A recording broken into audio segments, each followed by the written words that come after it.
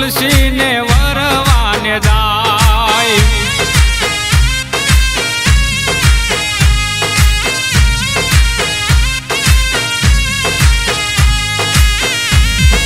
હે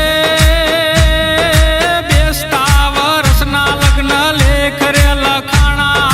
વરધી આવે 11 ને તિથિ 11 મારો ઠાકર પરણવાને જાય હોજી રે માતા તુલસી